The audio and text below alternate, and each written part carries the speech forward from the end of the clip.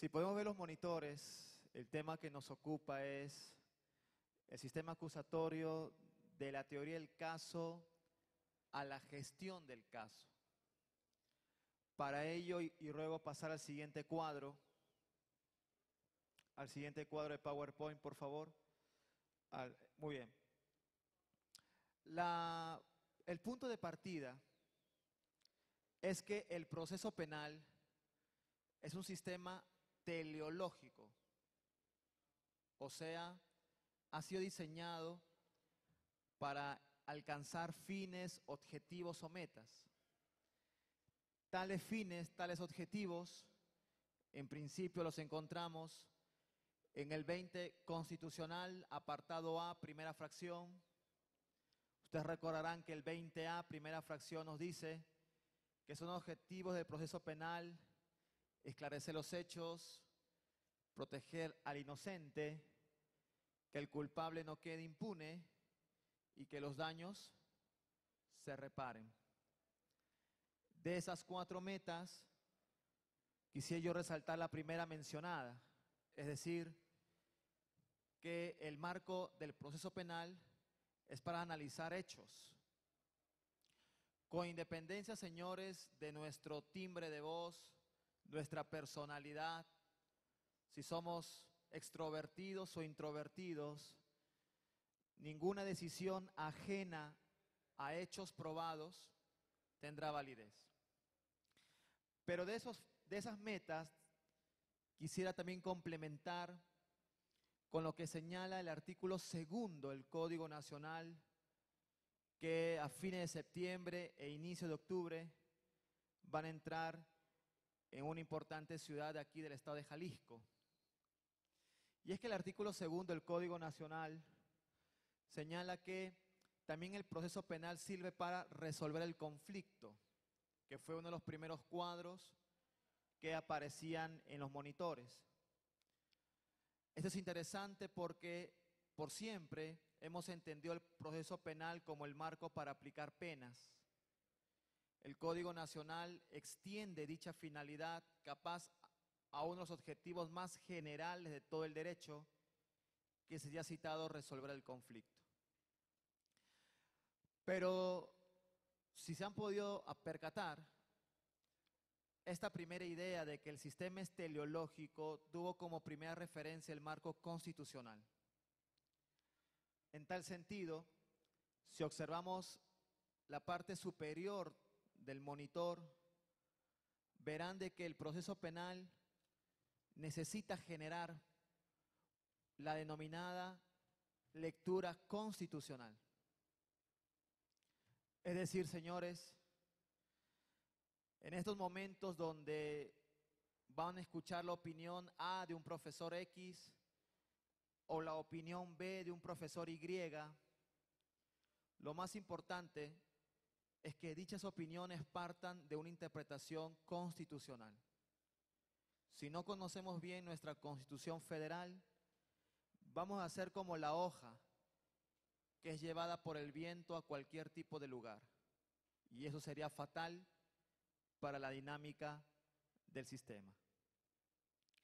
En esta lectura constitucional vamos a poder detectar, señores, ciertas figuras que muy poco están siendo aplicadas. Por ejemplo, no me dejarán mentir que en aquellas entidades federativas donde ya se aplica el sistema acusatorio, es usual que en la llamada audiencia inicial, el denominado juez de control, a la hora de estar identificando a las partes, le pida al imputado sus generales de ley, a tal punto de que si el imputado se niega a proporcionar dichas generales en la audiencia, puede recibir medidas de apremio. Sin embargo, señores, desde el año 2009, cuando se reformó el segundo párrafo del 16 constitucional, México introdujo el denominado derecho a la reserva de los datos personales. ¿Esto qué significa? Que mis generales de ley como imputado que ya lo tiene la policía cuando me detuvo, que ya lo tiene la fiscalía cuando se me puso a disposición de la citada autoridad, o cuando lo tiene el Poder Judicial a través del auxiliar de sala. Usted no me dejará mentir que antes de ingresar a cualquier audiencia me registro ante el auxiliar de sala. Pues esos registros que ya existen, yo como imputado tengo el derecho a pedir que se hagan públicos en la audiencia o que se mantengan en reserva, por un tema de seguridad capaz. Y si ese derecho del segundo párrafo del 16 lo agnivinculamos con el famoso derecho a guardar silencio del 20b, segunda fracción de la Constitución, 20b, segunda fracción, surge, por ejemplo, a favor de la defensa, una estrategia muy interesante. Supongamos de que la víctima en aquellos delitos de comisión oculta solamente me puede reconocer por mi voz, porque todo el tiempo que estuvo secuestrada tenía los ojos vendados y nada más me puede reconocer por el sonido de mi voz. Pues si yo como defensor le digo a mi cliente, no hables nada por tu derecho a guardar silencio, y cuando el juez te pida que des tus generales de ley, yo voy a intervenir diciendo que esos registros, que esos generales que ya se encuentran registrados, se mantengan en reserva, a través de ejercicios de derechos, estoy construyendo una estrategia defensiva, evitar reconocimientos auditivos en audiencia. Por otro lado, señores, y sigo con la lectura constitucional, el artículo 309 del Código Nacional nos habla de esta famosa regla de Miranda, de que todo lo que uno diga podrá ser usado en nuestra contra, 309 del Código Nacional. Pero señores, cuidado, cuidado, porque cuando México firmó el Pacto de San José, se obliga al derecho a la no autoincriminación del artículo 8 del dicho pacto. Un derecho a la no autoincriminación que no significa un derecho a la mentira, nadie está hablando de la mentira, sino que como imputado no tengo por qué colaborar con la parte acusadora, porque la carga de la prueba lo tienen ella, yo no como imputado. Entonces, ¿cómo puedo decir que todo lo que yo diga será usado en mi contra si al mismo tiempo tengo el derecho a la no autoincriminación? Además, señores, que en México la confesión se da en el contexto de juicio abreviado. Y como todos sabemos, el juicio abreviado origina a favor del imputado una disminución de su pena. Y sin pasar al sistema nuevo, ¿cuántas veces en el sistema tradicional el hecho de que tu cliente haya confesado ha originado que se le disminuya su grado de culpabilidad, por ejemplo? O sea, más que perjuicios, hallamos beneficios. Entonces, señores, cuidado. Cuidado de estar hablando figuras sin entender nuestra Constitución, la lectura constitucional. Señores, pero si uno de los objetivos del sistema es esclarecer los hechos, si observamos la parte de en medio del monitor, encontraremos o identificaremos una segunda lectura, que es la lectura epistémica. ¿Cómo accedo a las fuentes de conocimiento de los hechos? ¿Cómo logro conocer los enunciados fácticos? ¿Cómo logro esclarecerlos? Esa es una lectura epistémica. Porque cuidado, cuando México me ancla a los hechos, ingresa epistemología jurídica. Eso es muy importante. ¿Y cuántas veces ustedes han escuchado estas famosas prohibiciones? Y no leas, y no leas, y no leas. O dos, el juez no puede conocer los registros de la investigación porque se contamina, se contamina, se contamina. Señores, en primer lugar, de conformidad con el artículo 44 del Código Nacional, la lectura está permitida. 44 del Código Nacional, la lectura está permitida. En la medida, dice el texto legal, que no reemplace la argumentación. que no reemplace la argumentación. ¿Y por qué? O un ejemplo de lectura permitida. Tenemos el caso de la lectura de argumentos de autoridad. Lectura de argumentos de autoridad. Imagínate que la Suprema Corte acaba de sacar una jurisprudencia que impacta tu caso. ¿Acaso no lo expondrías en tu audiencia dicha jurisprudencia? ¿Y acaso dicha exposición no sería lo más literal o lo más fiel al texto?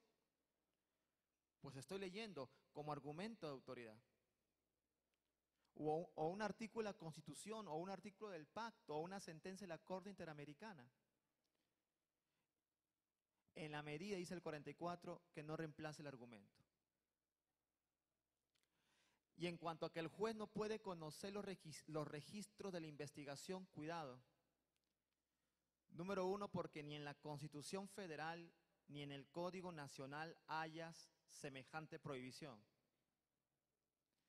Pero el juez necesita conocer la carpeta, no la necesita si de veras las partes cumplen con sus funciones en las audiencias. Si la Fiscalía acaba su discurso acusatorio y la defensa concluye su discurso contestatorio, donde, por ejemplo, nadie objeta los registros de investigación, pues ¿qué necesidad tengo de pedir la carpeta? Pero si la Fiscalía habla de un peritaje que arroja que las balas disparadas son de verdad, y la defensa dice que ese peritaje dice que las balas son de salva, pues ante tal incertidumbre, yo como juez pido los registros. Y no me estoy contaminando, porque número uno, lo estoy haciendo en audiencia pública. Número dos, con las dos partes presentes. Número tres, videograbadas. Y número cuatro, porque es el juez. Señores, si hemos puesto a un juez para esclarecer los hechos, ¿cómo es lógico estarle atando las manos? Y no sepas esto, y no te enteres de aquello, y que no conozca esta otra cosa porque se contamina. Señores, es el juez. Y si algo está obligado a respetar son los derechos humanos, por primero constitucional.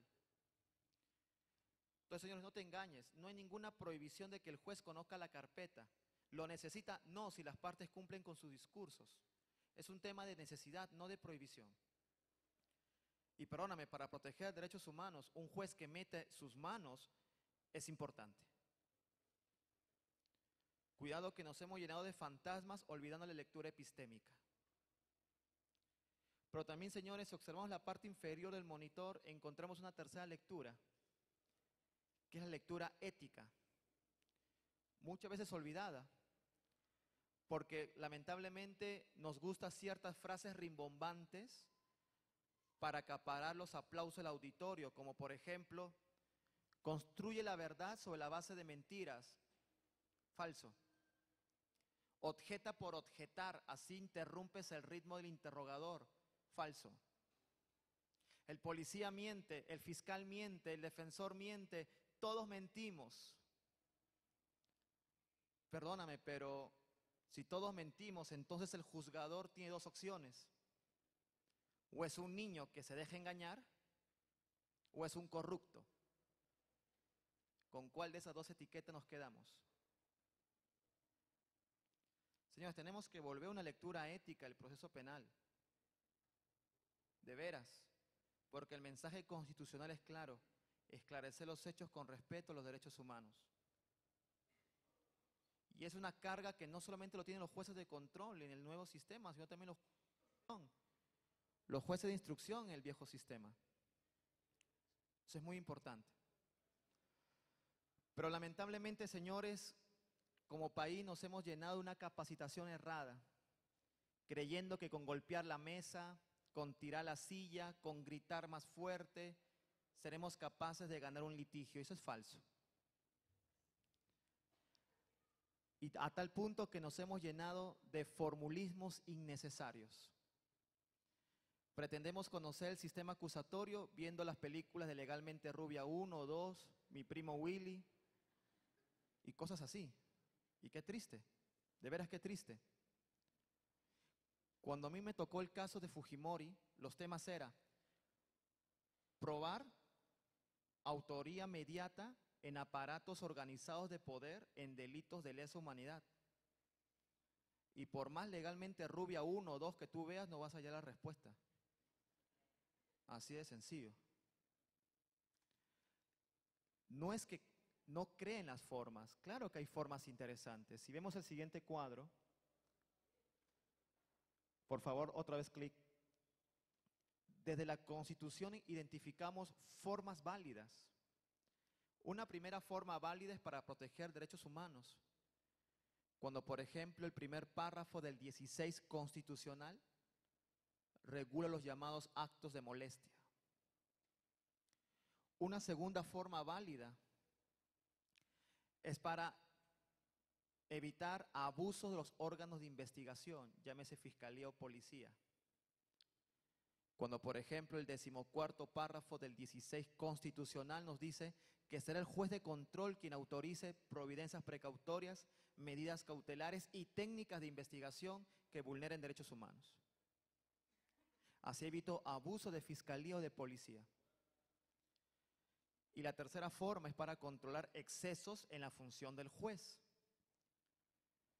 Cuando, por ejemplo, el 20A, en su segunda fracción, nos dice que las audiencias serán llevadas con la presencia ininterrumpida del juez. La fracción cuarta del 20A, que el juez de control no puede ser el juez de juicio de la misma causa. O la sexta fracción, que las audiencias se llevarán a cabo con presencia de las partes. Así controlamos abusos en la función judicial. Esas formas son correctas.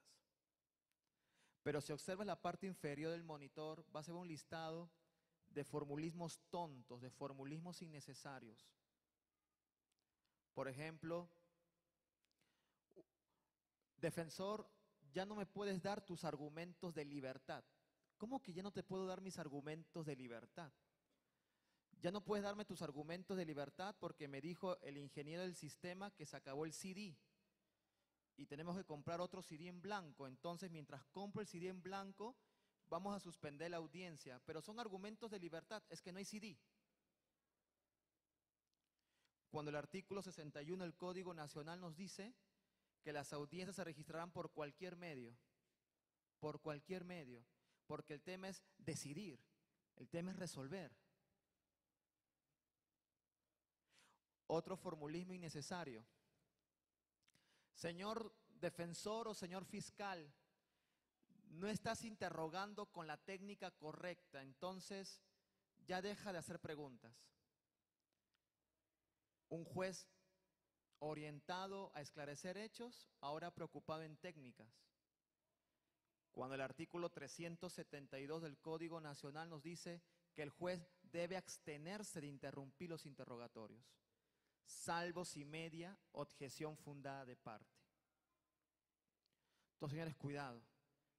Hay formulismos tontos que Jalisco tiene la oportunidad de eliminarlos y de empezar el sistema de una manera correcta, basada en la Constitución, en los tratados internacionales y en la norma.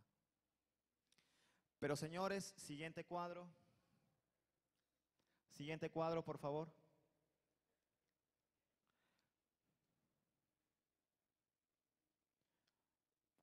Complétalo, por favor, amigo mío, complétalo.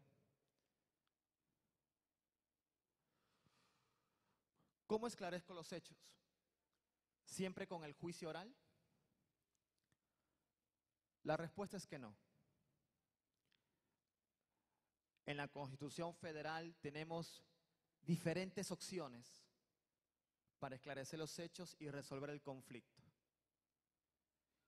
El cuarto párrafo del 17 constitucional nos habla de las salidas alternas, que ustedes lo pueden observar en los primeros cuadros, en los primeros escalones de este cuadro. El 20A de la Constitución, en la séptima fracción, regula el juicio abreviado. El 20C, en su séptima fracción, regula los archivos. El séptimo párrafo del 21 constitucional, los criterios de oportunidad. Y el juicio oral lo encontramos en el 20B, quinta fracción. O sea, tenemos opciones. Y miren, señores, ahora los números. la tasa de aplicación hasta la fecha. Del 100%, solamente el 5% está llegando a juicio oral. El 95% en las figuras anteriormente mencionadas. Ahora relacionémoslo con las horas de capacitación. Del 100% de horas de capacitación, 80 o 90% se dedican al juicio oral. Y todavía un juicio oral más pensada en Estados Unidos que en México. Porque los expositores te enseñan a cómo respirar por el diafragma, a cómo poner tus manos en posición manos inteligentes, a cómo persuadir un jurado, cuando en México los que administran justicia son jueces profesionales. La cantidad de horas de la capacitación que se va al juicio oral, cuando la mayoría de casos se resuelve con figuras diferentes al juicio. La pregunta es, ¿cuántas horas hemos destinado para el juicio abreviado? Que ahí tiene el porcentaje de aplicación. ¿O cuántas horas para el criterio de oportunidad? ¿O cuántas horas para la suspensión del proceso a prueba? ¿Cuántas horas? Y todavía, señores, México ha introducido figuras sajonas en un código nacional sin darse cuenta de lo que estaba introduciendo. Por ejemplo, la famosa duda razonable, artículo 402 del Código Nacional. Ahora puedo absolver por duda. Cuando la duda, señores, fue diseñada para jurados. Pero ¿qué nos pide México en el 14 y 16 constitucional? Fundar y motivar. Absuelvo porque hay causas de atipicidad, absuelvo porque hay causas de justificación, absuelvo porque hay causas de inculpabilidad, absuelvo por valoración de las pruebas, violación a las leyes de la lógica, de las máximas de experiencia, los conocimientos científicos. Nos piden fundar y motivar. Todas las salas de audiencia mexicanas, las partes están sentadas dando la espalda al público. ¿Por qué? Porque así son las salas de audiencias en Estados Unidos. Las partes nos sentamos dando la espalda al público. ¿Por qué? Porque en Estados Unidos a quien tenemos que ver es al juez y al jurado. Porque el público que nos importa es el jurado. Pero aquí en México, al no haber jurado, el público que nos importa son los aquí presentes y les estamos dando la espalda. Ven esos detalles. Pero, siguiente cuadro, por favor. Ya para ir concluyendo. El siguiente cuadro, el siguiente cuadro. El siguiente cuadro, amigo mío. Mira todo el desglose de figuras en el sistema mexicano. Mediación, conciliación, justicia restaurativa, justicia terapéutica, justicia alternativa, suspensión condicional del proceso a prueba, facultad de abstenerse de investigar, archivo temporal, no ejercicio de la acción penal, criterios de oportunidad, juicio abreviado. Mira, señores, la riqueza de figuras. Por esa razón, cuidado, Tu reforma no se llama juicio oral. Tu reforma se llama sistema acusatorio. Y la pregunta del inicio sigue siendo la pregunta del final. ¿Cuánto tiempo le hemos invertido a estas figuras? Gesber, a mí enséñame a golpear la mesa, a tirar la silla, a objetar por objetar, porque el juez es muy ingenuo. Ten cuidado. Porque estas son las figuras que realmente debes de conocer. Y si no lo hacemos, entonces nuestra gestión del caso para esclarecer los hechos y resolver el conflicto no será la adecuada. Muchas gracias, señor diputado. Muchas gracias a los presentes. Muy buenos días.